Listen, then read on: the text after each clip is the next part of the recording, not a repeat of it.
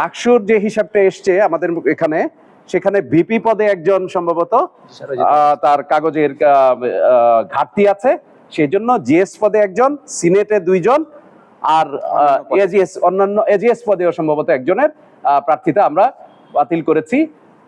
আগামী একদিন যেহেতু আছে, সাময়িকভাবে বাতিল, আগামী একদিন যেহেতু আছে আপিলের সুযোগ, তারা যদি আমাদের শর্ত পূরণ করতে পারে তাদের চূড়ান্ত প্রার্থী তালিকায় তাদের নাম থাকবে আশা করছি। নিরাপদ ক্যাম্পাস গড়তে আমরা লড়বই, এই স্লোগানকে, এই ট্যাগলাইনকে সামনে রেখে আমরা আমাদের প্যানেলের ঘোষণা করছি।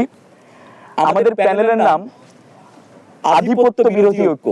এই প্যানেলটা লড়বে আধিপত্যের বিরুদ্ধে। আমরা আগামীর ক্যাম্পাসটাকে নিরাপদ রাখতে চাই এবং সকল ধরনের আধিপত্যের বাহিরে গিয়ে ঊর্ধ্বে উঠে আমরা কাজ করতে চাই শিক্ষার্থীদের কল্যাণে। ব্যালট নাম্বার দেওয়া হয়েছে, এটা নিয়ে আমরা সাধারণ শিক্ষার্থীদের মধ্যে হচ্ছে অনেকগুলো অসঙ্গতি বলে মনে হয়েছে আর কি। যে আমরা দেখছি যে কোনো একটা দলকে হচ্ছে আপনার প্যানেল 1 নাম্বার হচ্ছে ব্যালট নাম্বার দিয়ে দেওয়া হয়েছে,